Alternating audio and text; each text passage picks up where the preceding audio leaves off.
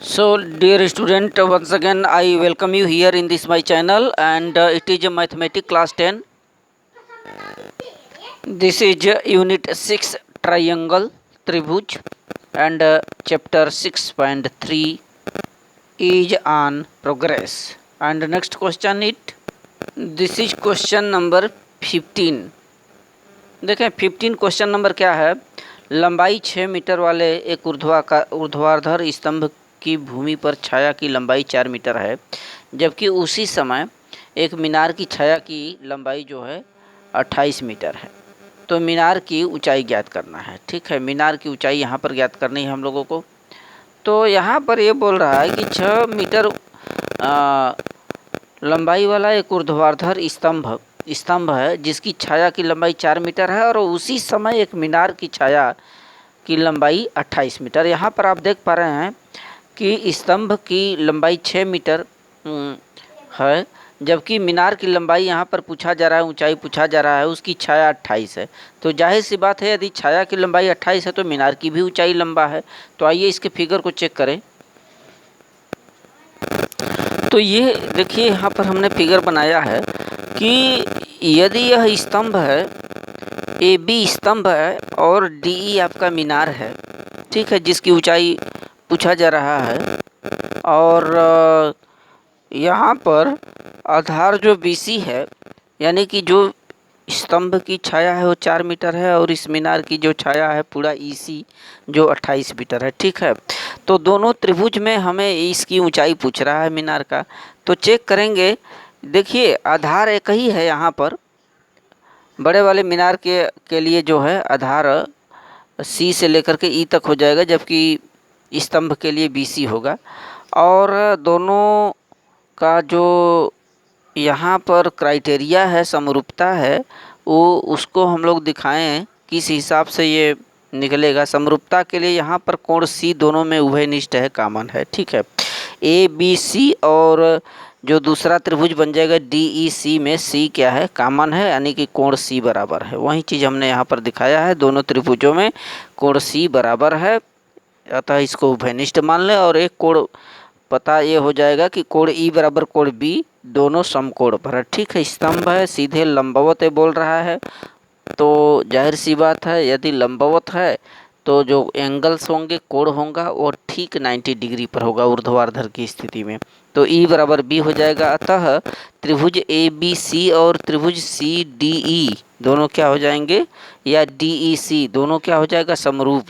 ठीक है, अब समरूपता की जो कसौटी है उसमें ये बताया गया है कि यदि कोण बराबर हैं तो दोनों त्रिभुज समरूप हो जाएंगे, और दो समरूप त्रिभुजों की जो संगत भुजाएं हैं समानुपाती होती हैं। ठीक है, तो कौन कौन सी संगत भुजाएं समानुपाती होंगी। देखिए, ए बी बटे डी, छोटी भुजा बटे बड़ी भुजा, या बड़ी भुजा बटे छोटी। ठीक है, जो भी लिखे, छोटी भुजा बटे बड़ी भुजा बराबर इस त्रिभुज की छोटी भुजा कौन सी हो जाएगी, बी सी बटे सी ई। ठीक, वही चीज़ हमने यहाँ पर लिखा है, बी सी बटे सी, बस मान रख दीजिए। ए बी की वैल्यू 6 यहाँ पर 6 दिया है।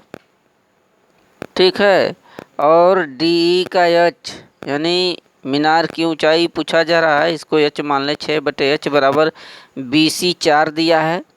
ठीक है, स्तंभ की जो छाया है 4, और सी टोटल सी कितना है, 28 है सीट। अब इसको काट दीजिए, 4 7 28, तिरिया गुणा कर दिए, एच का मान 42 सेंटीमीटर निकल आएगा, 42 सेमी।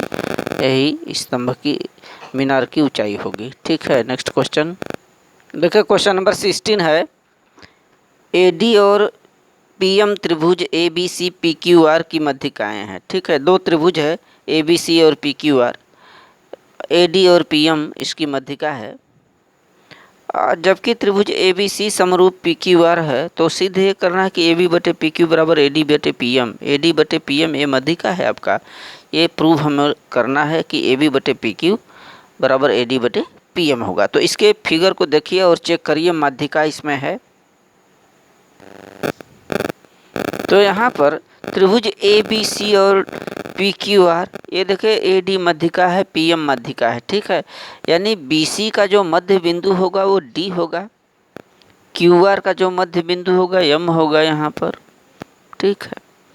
और यहाँ पर त्रिभुज ए बी सी समरूप पी क्यू आर है। यदि समरूप हो गया तो क्या हो गया, इनके जो संगत कोण हैं वो बराबर हो जाएंगी, संगत भुजाएं क्या हो जाएंगी, समानुपाती हो जाएंगी। तो यहाँ पर हमें ये प्रूफ करना है कि ए बी बटे पी क्यू यानी ये भुजा बटे ये बराबर ए डी बटे पी एम बोल रहा है। ए डी बटे पी एम का मतलब आप समझ जाइए कि त्रिभुज ए बी डी और पी क्यू एम में दिखाया जा सकता है, ठीक है। इनको समरूपता सिद्ध किया जा सकता है। तो कोण बी बराबर कोण क्यू ज्ञात है क्योंकि दोनों त्रिभुज समरूप हैं ए बी सी और पी क्यू आर। तो समरूप त्रिभुज का जो ये बोलता है कि संगत भुजाएं समानुपाती होती, उस हिसाब से क्या हो जाएगा, ए बी बटे पी क्यू बराबर बी सी बटे क्यू आर, ठीक है। आधार बटे आधार कर दीजिए बी सी बटे क्यू आर। चूँकि डी और एम मध्य बिंदु है इसलिए मध्य बिंदु का मतलब बी डी और डी सी दोनों बराबर हो जाएंगे। तो इसको आप लिख सकते हैं, बी सी को क्या लिख सकते हैं, 2BD, ठीक है। दोनों बराबर है तो बी सी को आधा आधा है तो 2BD लिख सकते हैं, ठीक है। और उसी तरह से क्यू आर, इस क्यू आर को 2QM लिख सकते हैं, 2QM वही चीज़ हमने लिखा, 2 से 2 ऊपर नीचे काट दिया, ठीक है। डी और एम मध्य बिंदु थे इसलिए 2BD और 2QM कर सकते हैं। अब 2 से 2 काट दीजिए, क्या बचेगा, ए बी बटे पी क्यू बराबर बी डी बटे QM, ठीक है। और कोण बी बराबर कोण सी। तो त्रिभुज ये जो ए बी डी और पी क्यू एम है इन दोनों में ये दोनों कोण बराबर हो गया, ठीक। और बी डी जो है बी डी बटे क्यू एम, ए बी बटे ये बराबर क्या, यहाँ पर ए बी बटे पी क्यू बराबर बी डी बटे क्यू एम, संगत भुजाएं समानुपाती हो गई और कोण बी बराबर कोण क्यू के, अतः ये दोनों त्रिभुज क्या हो जाएगा, समरूप। तो वही चीज़ यहाँ पर हमने प्रूफ किया है, कोण बी बराबर कोण क्यू ज्ञात है तो दोनों त्रिभुज क्या हो जाएंगे, समरूप। कौन कौन, त्रिभुज ए बी डी और त्रिभुज पी क्यू एम, ठीक है। त्रिभुज ए बी डी और पी क्यू एम यदि ये दोनों त्रिभुज समरूप हो गए तो संगत भुजाएं समानुपाती होंगी, इसलिए ए बी बटे पी क्यू बराबर ए डी बटे पी एम में जो मध्यिका है ए डी बटे पी एम ये समानुपात में हो जाएगा, ठीक है।